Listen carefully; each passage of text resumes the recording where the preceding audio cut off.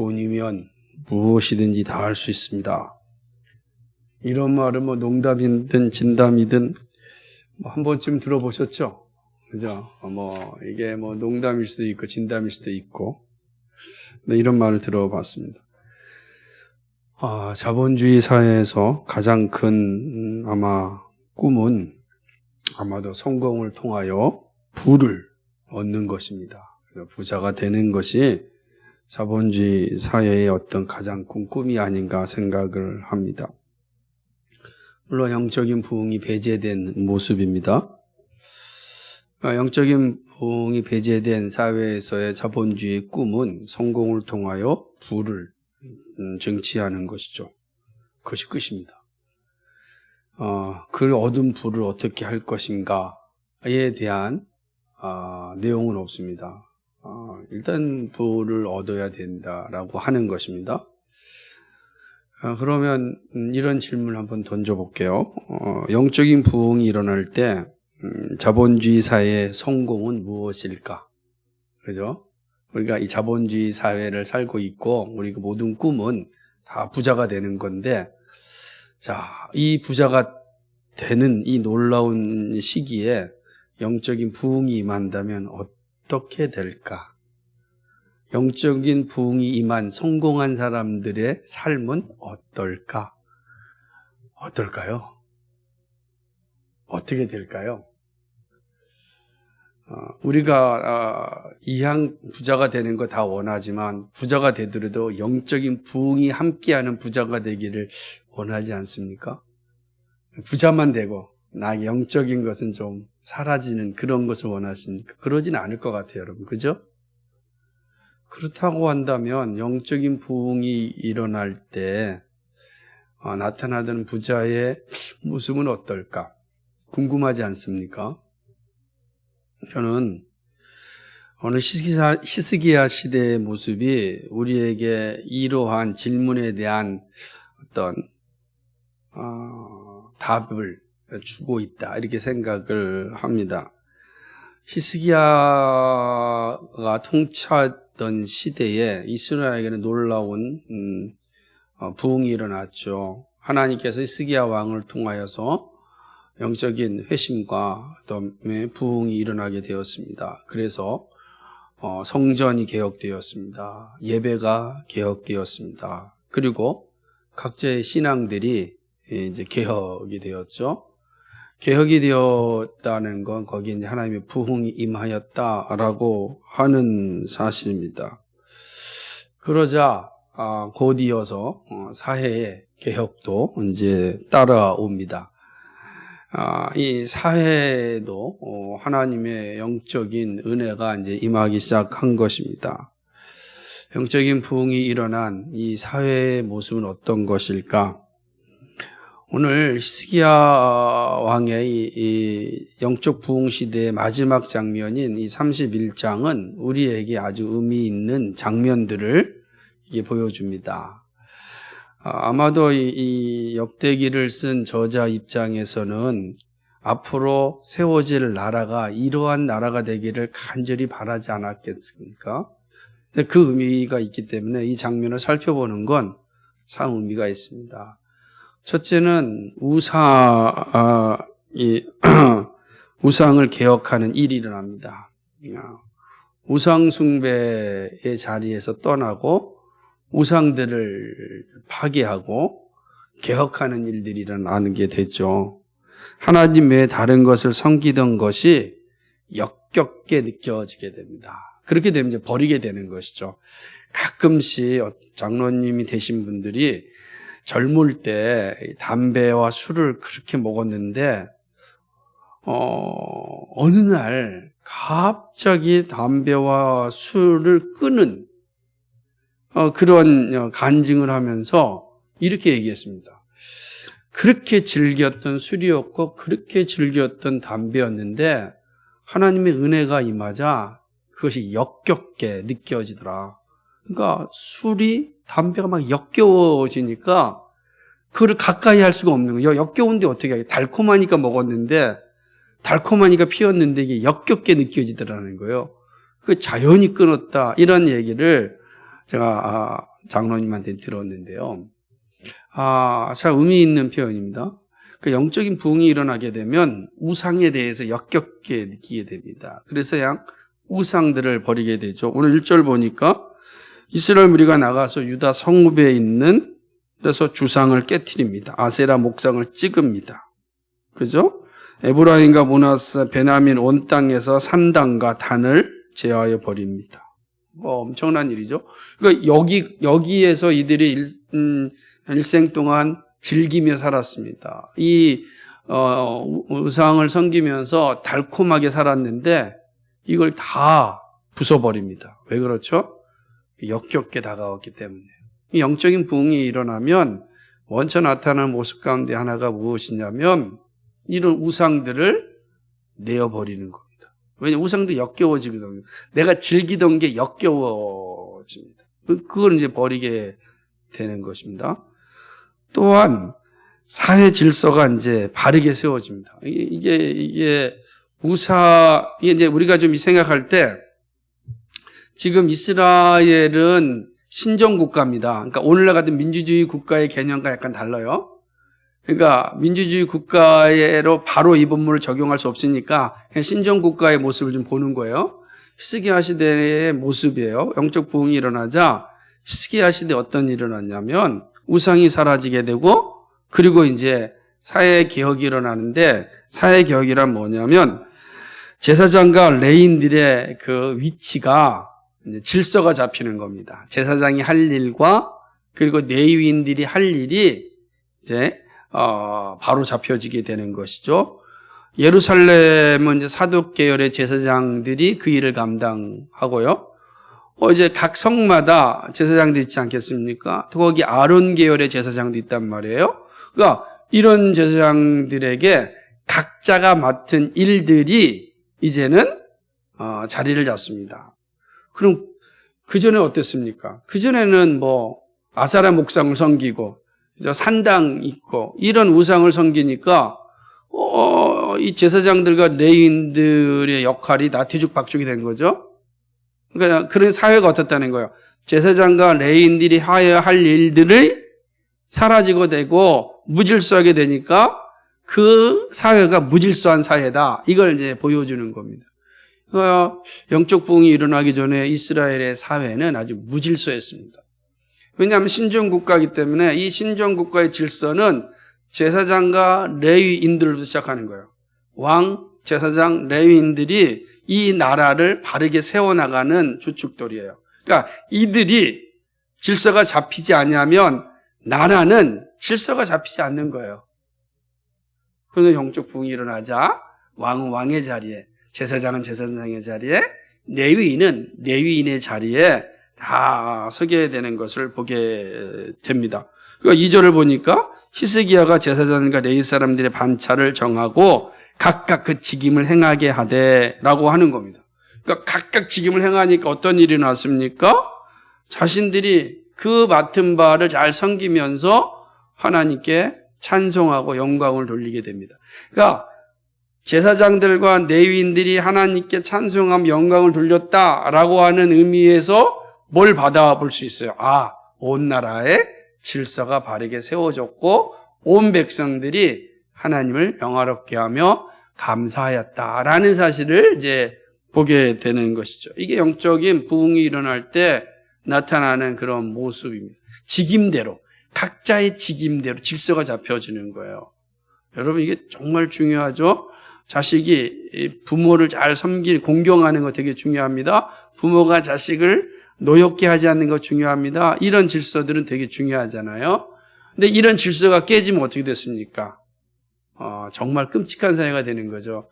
우리 사회가 끔찍하다라고 하는 이유 중에 하나가 뭐냐면 포스트 모던이라고 하는 사상이 들어와서 기존의 질서를 다 해체해버리고 무질서화를 만들어요. 무질서가 질서다 이렇게 만들어버린 겁니다. 그러니까 모든 제도, 결혼이라는 제도, 성이라는 것, 이 근거도 다 해체해버리고 마는 겁니다. 그러니까 어디에도 없는 새로운 용어를 만들어서 지금 살아가는 거죠. 그래서 남성과 여성이란 말을 쓰면은 차별하게 되니까 젠더라는 말을 쓰게 되는 거 아니겠습니까? 이 모든 것들은 사회학적 용어이고 일반 학문적 용어로는 쓸 수 있을지 모르지만 그러나 성경에서는 그런 용어가 없거든요. 성경엔 그런 용어가 없어요. 그러니까 이제 그럴 때 사회가 어떻게 되겠는가라고 하는 걸 잘 이제 보여주는 것 아니겠습니까? 저는 그래서 참 이제는 이 사회에 나가서 누구를 만나면 너무 자연스러워요. 모든 사람들이 자연스럽게 이런 표현을 써요. 그 이해는 하지만, 그러나 되게 이제, 제 스스로가 잘 이렇게 정리해서 필터를 잘 이렇게, 통하여서, 듣곤 합니다. 어제는 영적 붕이 일어날 때 이런 모습이 생기는 겁니다. 반드시 질서가 세워지죠. 세 번째는 뭐냐면, 헌상이 충만하게 드려집니다. 직분의 질서를 세웠던 히스기야는 질서를 견고하게 세우기 위하여 자신의 재산 중 일부를 번제에 쓰이기 위하여 드립니다. 또한 제사장들과 레위 사람들이 주님의 율법을 지키는 일에만 전념할 수 있게 하라고 예루살렘 백성들에게 명령을 내려서 제사장들과 레위 사람들의 직임을 감당하는데 부족함이 없도록 양식을 준비합니다. 그러니까 이게 되게 중요한 거죠. 그러자 어떤 일이 일어나게 되냐면 이스라엘 백성들이 소산의 첫 열매를 가져왔고 11조도 많이 가져왔습니다. 이스라엘 백성들이 11조가 얼마나 많았냐면은 3월 달부터 7월 달까지 가져온 게 쌓인 거예요. 산처럼. 그 예물과 11조가 쌓였습니다. 당시에 보통 예물은 오늘처럼 이렇게 현금이 아니었으니까 헌물이 주를 이루죠. 헌물이니까 소와 양 이런 헌물이 주를 이뤘으니까 얼마나 많았겠습니까? 이런 일이 이제 충만하게 되어지는 거죠. 히스기야가 와서 보니까 이거 정말 엄청난 거예요. 그들이 낸 예물과 11조가 막 산더미처럼 쌓여 있습니다. 너무 감사한 거죠. 8절을 보면 이 히스기야와 방백들이 모인 11조를 보고 하나님을 송축하고 백성들에게 축복합니다. 왜 축복하죠? 왜 하나님께 감사하죠? 여러분 11조를 첫 열매와 11조를 드릴 수 있을 만큼 하나님이 뭐예요? 축복해 주셨기 때문에. 해와 비를 적당히 주셔서 농작물이 잘 자랄 수 있게 하셨습니다. 양이나 소가 잘 자랄 수 있도록 지켜주셨습니다. 여러분 자연재해가 수없이 일어난다고 한다면 어떻게 되겠습니까? 결코 소산물이 나올 수가 없겠죠. 그러니까 소산물이 나올 수 없다고 한다면 어떻게 되겠습니까? 정말로 끔찍한 상황이 되는 것 아니겠어요? 드리고 싶어도 드릴 수가 없는 거죠. 그러니까 영적인 부흥이 딱 일어나면 나타나는 열매 중에 하나가 뭐냐면 외적인 조건 중에 하나가 뭐냐면 헌상이 충만해진다는 거예요. 그럼 여러분 단순히 헌상이 충만해진다는 것에 초점이 맡긴 게 아니라 이스라엘 백성들이 했던 헌상의 주목적이 무엇이냐면은 하나님께 제단을 쌓고 제단을 쌓는 제사장들과 레위인들을 지키는 일입니다. 그러니까 제사장들과 레위인들을 농사를 짓지 않았잖아요. 일을 하지 않았어요. 그 자체로 그들에게 뭘 주지도 않았습니까? 농사할 땅도 주지 않았어요. 그러니까 레위인들 제사장들이 괜히 그 백성들로부터 이 11조와 예물을 받아서 산 것이 아니라 그들에겐 처음부터 땅을 주지 않았어요. 이게 되게 중요한 거거든요. 만약에 레위인들과 제사장들에게 동일하게 분깃으로 땅을 줬고 농사짓게 하였다고 한다면 아마 그럴 필요가 없겠죠. 그들도 열심히 농사짓고 땅을 지면은 농사지어서 먹고 살면 되니까. 그런데 하나님은 그렇게 하지 않으셨고 제사장들과 레위인들이 할 일은 백성들을 위하여 하나님께 예배를 인도하는 일이었습니다. 그리고 백성들에게 하나님의 복을 전하여 주는 일이었습니다. 그러니까 하나님이 주시는 복을 전달하는 전달자가 제사장들입니다. 그러니까 그들은 그걸 하고 그 일에 충실할 수 있도록 백성들이 제사장과 레위인들을 예물을 드리고 11조를 드려야 되는 거죠. 자, 11조가 없어졌다. 헌물이 없어졌다. 그럼 어떻게 되겠습니까? 제사장들과 레위인들이 뭐 어떻게 해야 되겠어요? 본인도 먹고 사는 일에 열심을 내야 되지 않겠어요? 그럼 뭐 하겠습니까? 그러니까 얘들이 한 일이 뭐겠어요? 결국은 우상숭배하는 일에 가는 거죠. 산당에 가가지고서. 산당에 가서 산당 제물 가지고 사는 거예요. 산당 제사할 때 이들이 또 행해야 되지 않겠어요? 아무나 하는 게 아니니까. 그러니까 우상숭배하는 일에 제사장과 레위인들이 앞장서는 거죠. 먹고 살지 못하는데 돈을 벌어야죠. 자식들은 그대로 굶게 내버려 두겠습니까? 그러면 어떻게 되죠? 백성들을 위하여 하나님께 축복하는 일이 사라지는 거예요. 백성들의 죄를 하나님께 고하는 일도 하지 않고 하나님이 주신 복을 백성들에 전하는 일도 없어지게 되는 거죠. 그러면 백성들은 하나님께로부터 받은 복이 없어지니까 자신들이 열심히 땀 흘리고 애쓰고 수고할 뿐이에요. 근데 애쓰고 수고하는데 뭐가 없어요? 복이 없어요. 복이 없으니까 하나님께 11조를 드리지 않아요. 11조를 드리지 않으니까 제사장과 레위인들이 굶어요. 그러니까 그들이 자신들의 맡은 직분을 감당하지 않아요. 사회가 어떻게 되겠습니까? 엉망진창이 되는 거죠. 엉망진창이 되는 거예요. 그거 다 무너지는 겁니다. 신정 국가인 이스라엘은 근본 자체가 와르르 무너지는 거예요. 그런데 영적인 부흥이 맞아 어떤 일이 일어납니까? 헌상이 충만해집니다. 소산의 첫 열매와 11조가 충만해집니다. 그러니 어떻게 됩니까? 원래의 기능이 회복되는 거예요. 제사장과 레위의 기능이 회복되어지죠. 그러니 그들이 건강한 몸으로 자녀들을, 가족을 잘 지키면서 하나님께 예배합니다. 하나님께 백성들의 죄를 갖고 가서 사함을 받고 하나님이 주시는 복을 백성들에 전달합니다. 그 백성들이 계속해서 복을 받습니다. 형통케 되는 복을 받으니 다시금 하나님께 헌상합니다.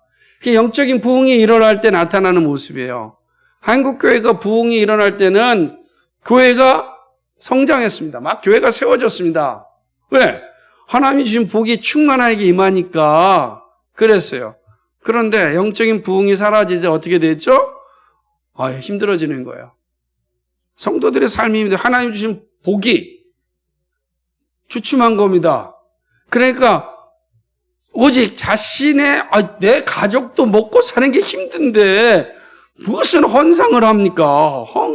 안 그러겠어요? 지금 내 목구멍이 포도청인데 무슨 교회에다 11조를 정상적으로 하겠습니까? 11조 하지 않는 겁니다.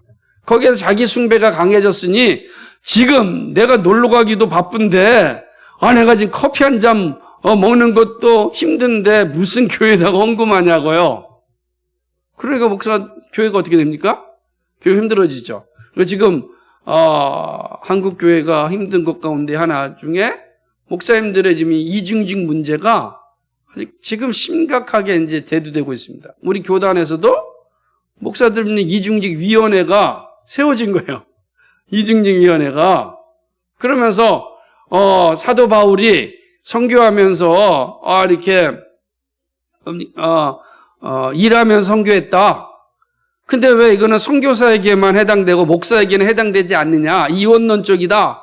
이렇게 이야기하면서 이제 목사들도 당연히 먹고 살기 힘들면 일해야 된다. 이렇게 이제 주장하는 상황이 오게 된 겁니다. 얼핏 들으면 그런 것 같기도 해요. 근데 잘 생각해 보십시오. 왜 이렇게 되었는가라고 하는 거죠. 그럼 그럴 때 똑같이 일할 때 여러분도 아시겠지만 우리 배 집사님 하루 종일 일하고 들어오면 어떻습니까? 성경 연구하고 깊이 기도할 때 힘이 납니까? 토요일, 금요일 기도에 오고 싶은 마음이 생깁니까? 자고 싶죠. 모든 인간은 다 동일한 거죠. 그러니까 이게 이런 어려움이 생기는 겁니다. 아마 30대, 40대 목사님은 가능할 거예요. 힘이 있으니까. 그런데 이제 50대, 60대 되신 분들은 어떻게 하겠냐고요. 갱년기가 오신 분들은 어떻게 감당하겠습니까? 자, 이 어려운 상황이 온 거죠. 그러니까 우리는 단순히 현상이 많다라고 하는 것이 그냥 외적인 물질이 헌금이 많아졌다라는 개념을 보는 게 아니에요. 어떻게 되는 거예요? 국가 기능이 아주 순전하게 돌아가고 있다라는 것을 보여주는 겁니다. 이 영적 부흥이 일어날 때 나타나는 겁니다. 그 다음에 네 번째로 영적 부흥이 일어날 때 어떻게 되는가? 끝으로는요, 헌상의 정직한 분배가 일어납니다. 이게 정말 중요한데, 영적 부흥은 부의 욕망에 사로잡히지 않습니다. 그러니까 부자가 될 수 있는데 거기에 사로잡히지 않는다는 거예요. 정직한 분배를 통하여 모두가 행복한 자리에 이르게 합니다. 히스기야 왕이 또 와서 묻습니다. 11조와 그리고 그 예물에 대하여 확인합니다. 구절을 보면 그렇게 되어 있어요. 확인하니까 어떻습니까? 네이사에 묻습니다. 그러니까 사독 계열의 제사장 아사랴가 이렇게 이야기합니다. 정말 많습니다. 헌상이 정말 많아서 저희들이 정말로 족하게 만족하게 먹었습니다. 그럼에도 불구하고 남은 것이 많았습니다. 라고 이야기합니다. 그러면서 이야기하기를 이 모든 것이 하나님께서 백성들에게 복을 주셨기 때문에 그런 겁니다. 라고 이야기하는 것이죠. 그러니까 제사장이 아주 정직하게 보고를 하는 건데 이게 되게 중요한 거예요. 하나님이 지금 복을 주셔서 헌상이 충만하였고 충만한 헌상에 저희가 만족하였습니다. 그런데도 지금 재정이 많이 남았습니다. 이렇게 얘기하는 거예요. 헌상이 충만하게 남아 있습니다. 라고 이야기하는 겁니다. 자, 이게 영적인 부흥이 일어날 때만 나타나는 모습이에요. 아마 영적으로 타락할 때는 남은 거 다 자기 주머니에 들어갔을 겁니다. 그러자 히스기야 왕이 뭐라고 이야기하냐면 성전에 헌상을 보관할 방을 만들라라고 이야기합니다. 11절이 그런 거예요. 헌상을 보관할 방을 만들고 이 헌상을 관리할 사람을 세우라고 이야기합니다. 네윗 사람 고나냐가 그 일을 주관합니다. 그리고 13절에 보게 되면은 같이 일할 사람들을 세웁니다. 오늘식으로 얘기하면 되죠. 재정부장을 세웁니다. 그리고 재정부원을 이제 세웁니다. 그러니까 재정부장과 재정부원들이 되죠. 그러니까 제사장 아사랴와 다르죠. 대제사장 말고 이 헌상만 관리하는 재정부장과 재정부원들을 세웁니다. 그리고 재정부장과 재정부원들이 어떻게 하냐면 이 넘쳐나는 재물들을 분배합니다. 차근차근 분배합니다. 그래서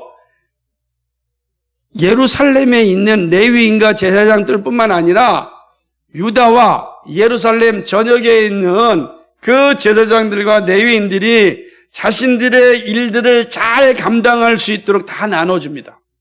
그래서 그들도 일하죠. 지금 모든 헌물과 제사장은 어디로 왔어요? 히스기야 왕이 명령하여 예루살렘으로 왔단 말이에요. 그러니까 예루살렘은 어떤 우리식으로 얘기하면 대형교회가 된 거예요. 대형교회가 됐으니 얼마나 신났습니까? 거기에 빡빡 할 수 있죠. 대형교회가 됐으니까. 그런데 왕이 뭐라고 얘기해요? 그거를 다 나눕니다.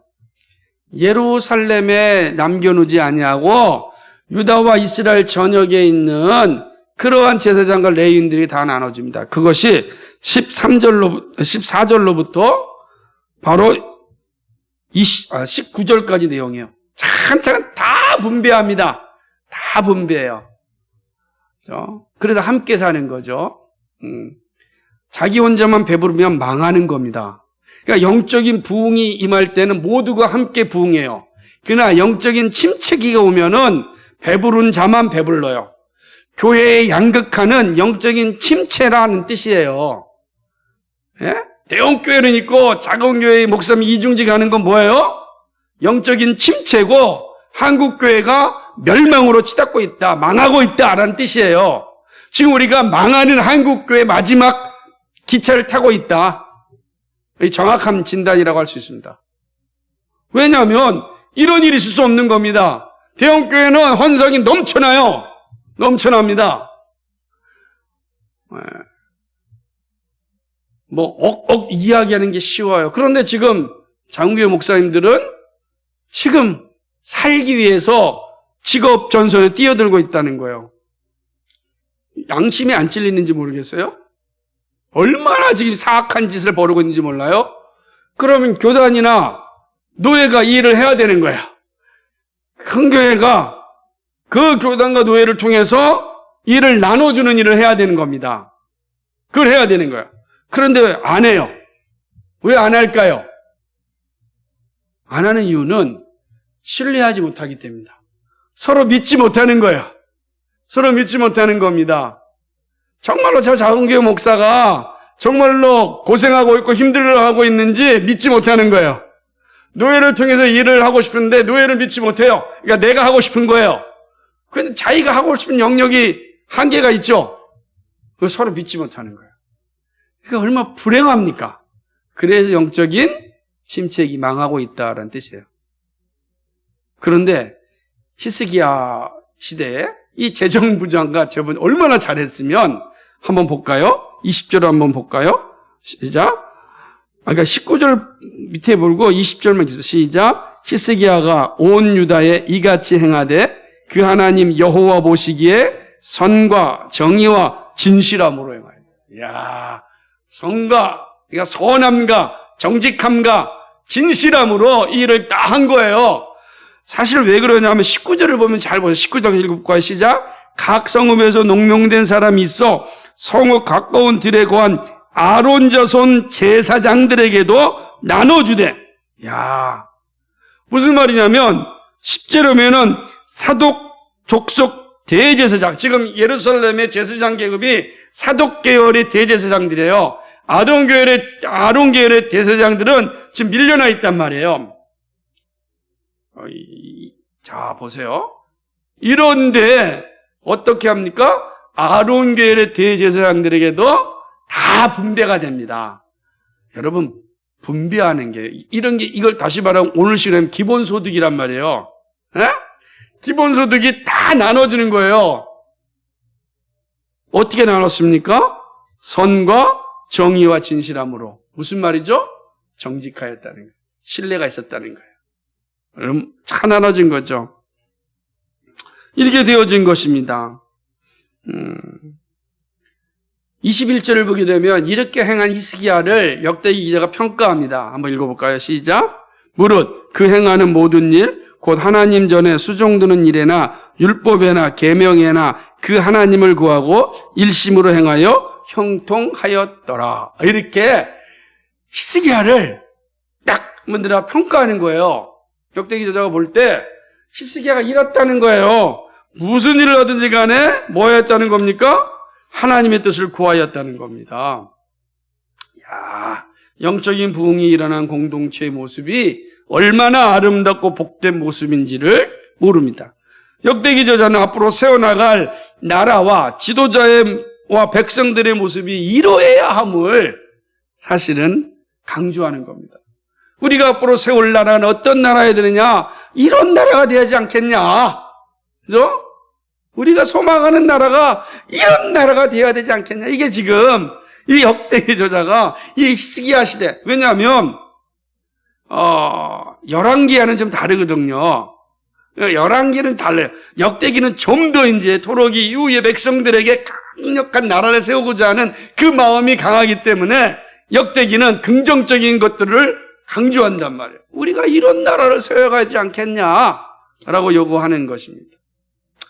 히스기야 영적 부흥을 통한 사회개혁의 모습은 우리에게도 큰 영향을 줍니다. 물론 우리는 신정국가가 아닙니다. 그래서 신정국가 이 모습을 그대로 우리에게 적용할 수 없습니다.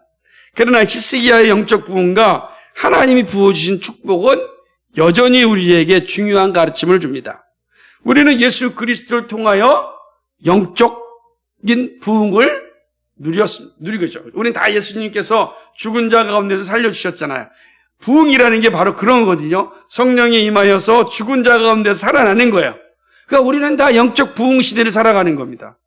하나님의 은혜를 받았고 구원을 받은 백성이에요. 그러니까 우리가 그런 거예요. 그렇다고 한다면 영적으로 부흥한 시대에 나타나는 모습이 무엇인지를 우리는 보아야 되는 거예요. 그죠? 자, 히스기야 시대 영적인 부흥이 일어날 때 이러한 놀라운 개혁과 변화가 일어났다고 한다면 오늘 우리에게도 이러한 개혁과 변화를 소망해야 되지 않겠습니까? 그걸 얘기하는 거예요. 우리가 소망하는 나라가 어떤 곳인가, 하나님의 나라는 어떤 나라인가, 바로 이런 나라다라고 하는 것을 지금 보여주는 것입니다. 그런 측면에서 이 말씀을 우리에게 이렇게 적용할 수가 있죠. 마찬가지입니다. 정말 우리가 부흥의 시대를 살아가고 성령으로 말미암아 하나님의 백성이 된, 그래서 하나님 나라를 소망하는, 그리고 하나님 나라의 실존이 교회를 세워나가는 우리들에게 필요한 게 무엇인가? 우리들에게 나타내야 될 모습이 무엇인가?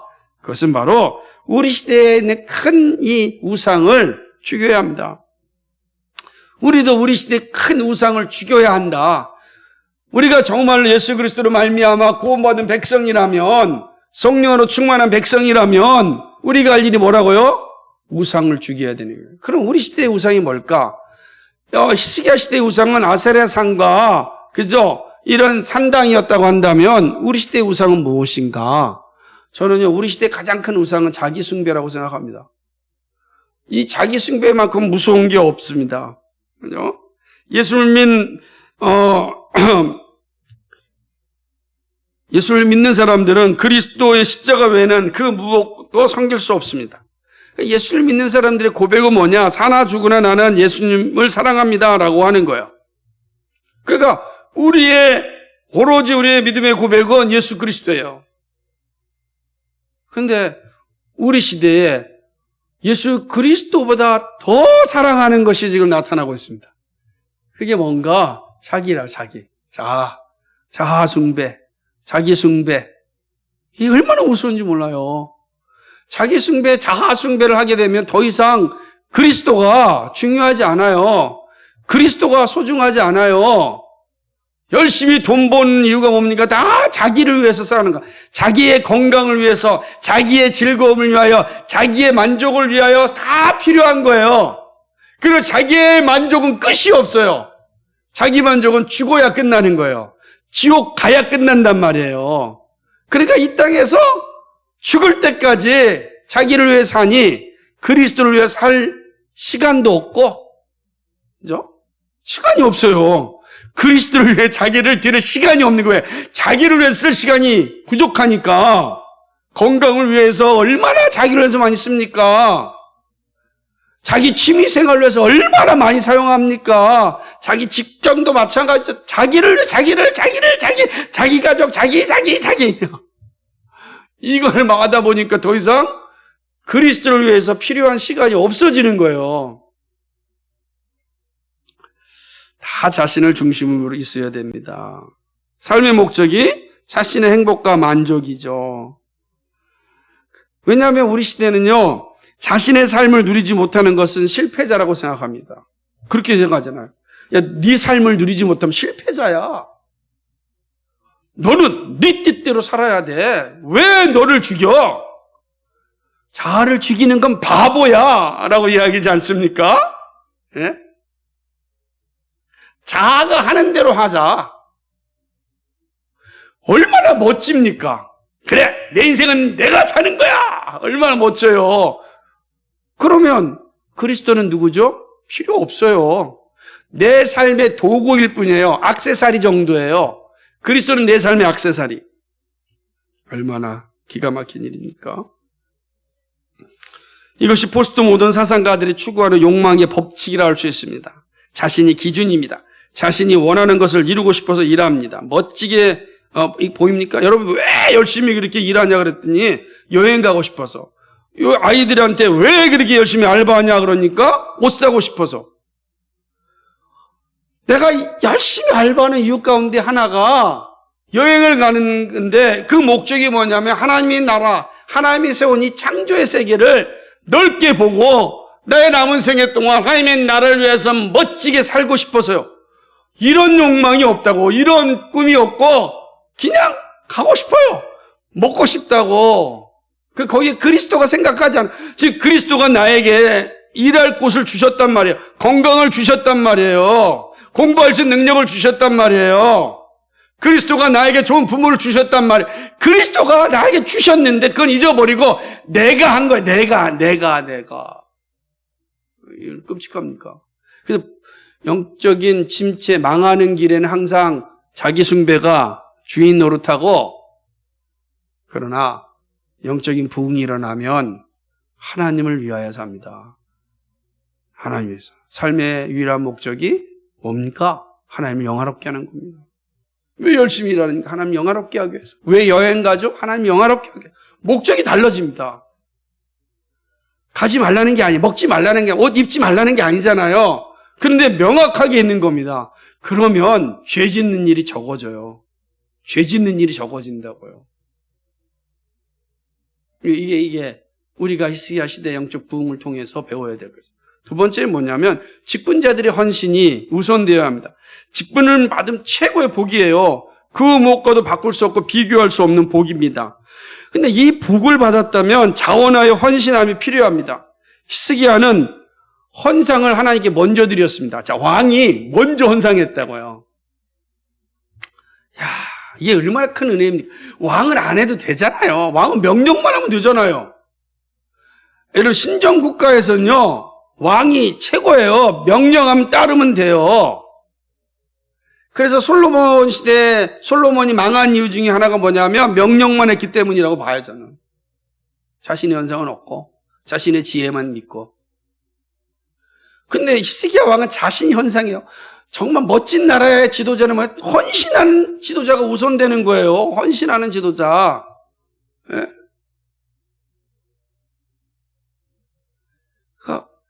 참 이런 지도자가 나오기가 힘들어요. 있는 자들의 놀이터에 사는 지도자는 너무 많아요. 그러나 가난하고 힘들고 어려운 이들의 그 아픔을 알아주는 지도자는 없어요. 그 알아주는 지는 어떤 사람이 합니까? 자신의 것을 내어서 봉사하는 사람입니다. 하나님의 나라, 오늘 우리에게 영적인 부흥을 주시고 영적 부흥을 누린 사람들에게 나타나는 이 모습은 헌신하는 거예요. 자기가 먼저. 그 직분자들이 먼저 왕과 이 제사장과 레인들이 헌신하는 거예요. 여러분, 지도자가 먼저 헌신해야 됩니다. 저에게 먼저 하는 말 아니겠어요? 그죠?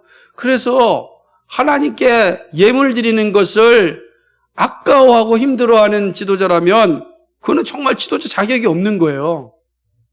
나 생각해. 목사가 헌금하는 걸 아까워하고 힘들어하는데 없을 때는 할 수 없잖아요. 없는데 어떻게 하겠어요? 근데 막 그 마음 자체가 그리고 실제적으로 이렇게 하는 거예요. 저는 정말 감사하게 저한테는 너무 행복해요. 하나님, 여러분 감사는 기쁠 때만 하는 게 아니잖아요. 힘들고 어려울 때, 정말 고통스러울 때도 하나님 이 고통 가운데 지켜 감사합니다. 감사하는 거 아니겠어요? 감사라고 하는 건 그런 거예요. 항상 감사하는 거예요. 그거 얼마나 기쁜지 몰라요. 얼마나 행복한지 몰라요. 하나님 고맙습니다. 부흥이 일어나면 이런 모습이 나타난다. 근데 영적 부흥은 반드시 직분자들의 선과 정직함과 진실함에서 나타납니다. 다시 말하면 재정을 정직하게 관리하고 이웃을 위해 나누는데 정직합니다. 교회가 그래야 되는 거죠. 그러니까 재정부원들이 얼마나 중요한지 몰라요. 정직하게 관리하는. 재정부원들은 단지 재정을 필기하는 사람이 아니라 재정을 어떻게 하나님 나라를 위하여 선하게 사용할까를 고민한 사람입니다. 그러기 위해서는 하나님 이곳에 재정의 곳간이 충만하게 채워져야 됩니다. 라고 기도하는 사람입니다. 그러니까 기도할 수밖에 없어요. 재정부원들은 기도할 수밖에 없어요. 채워줘야 일하니까. 근데 단지 기록하는 사람은 아무나 할 수 있어요. 그거는 재정부원이라는 게 아니에요. 그러나 누구나 할 수 있어요.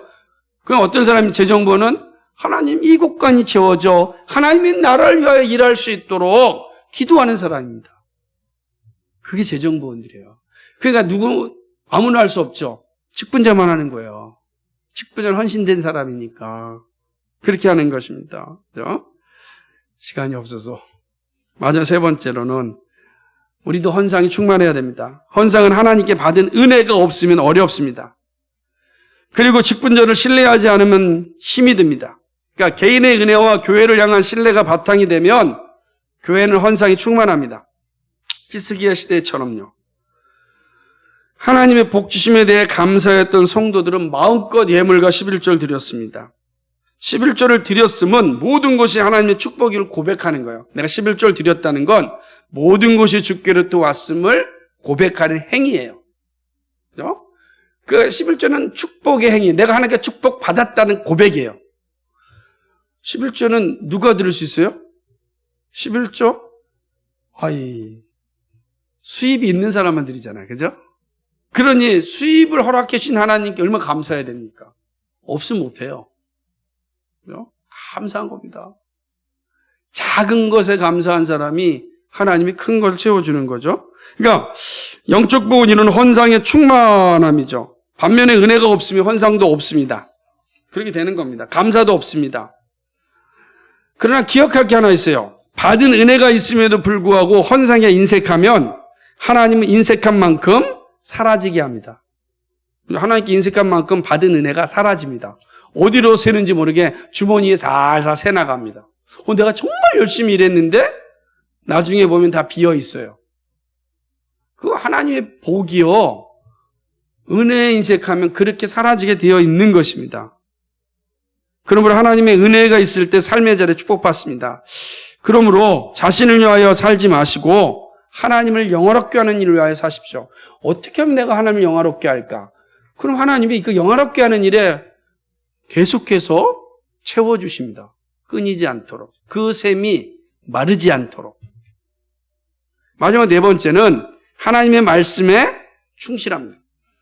영적 복은 무엇을 하든지 하나님의 뜻을 구하는 삶을 삽니다. 그러니까 이 히스기야가 무엇을 하니 하나님을 구하였습니다. 하나님의 뜻을 구한다는 거, 하나님의 말씀을 듣는 것입니다. 근데 하나님께서 이 말씀을 다 주셨잖아요. 이 말씀을 통해서. 그러니까 말씀을 듣는 일이에요. 그래서 말씀을 전하기 위해서 설교자를 세웠잖아요. 그 설교자를 기도해야 돼요. 그 설교자와 이 하나님 설교자 말씀을 바르게 전하고 성도들은 이 말씀을 바르게 받음으로 하나님의 뜻을 구하고 구한 바대로 살면 되는 겁니다. 오늘 히스기야 시대 영적 부흥이 사회개혁을 이뤘다. 이것은 오늘 우리에게도 마찬가지입니다. 교회개혁은 우리를 통해서, 삶의 개혁은 우리를 통해서, 사회개혁도 우리를 통해서 이루어지는 겁니다. 그래서 오늘 영적 부흥이 일어나면 이러한 모습이 필요하구나. 근데 우리 자신을 살펴보면 우리에게 이런 게 있는가? 우리 하나님 나라를 꿈꾸는 우리에게 이런 모습이 있는가? 없다면 우리 자신을 돌아봐야 됩니다. 우리에게 영적인 부흥을 줬는데 그 은혜를 누리지 못하고 있는 우리가 모습이 있다면 회개해야 됩니다. 몰랐다면 이제는 살아야 됩니다. 그죠? 아니, 내가 미약하다면 하나님 성령의 충만함을 달라고 기도해야 됩니다. 이것이 오늘 말씀을 통해서 우리가 기도의 제목을 삼아야 될 내용입니다. 기도하겠습니다. 거룩하시고 자비하신 아버지 하나님, 고맙고 감사합니다. 히스기야 시대의 영적인 부흥의 모습을 통하여 우리 시대의 모습을 살펴보았습니다. 하나님 아버지, 그들이 원하였던 나라, 오늘 우리가 원하는 나라, 아버지 하나님 우리 가운데 이루어지게 하여 주옵소서. 정말로 하나님의 뜻 안에서 하나님을 영화롭게 하는 우리의 삶을 통하여 영적인 부흥의 그 선하고 그 정직하고 그 진실함이 온 땅에 드러날 수 있도록 우리를 사용하여 주옵소서. 감사합니다. 예수 그리스도의 받들어 기도하옵나이다. 아멘.